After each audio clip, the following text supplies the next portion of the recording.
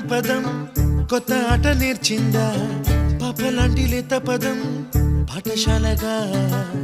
కూనలమ్మ జానపదం పల్లె దాటి వచ్చిందా చవళిల జానతనం పాట చూపగా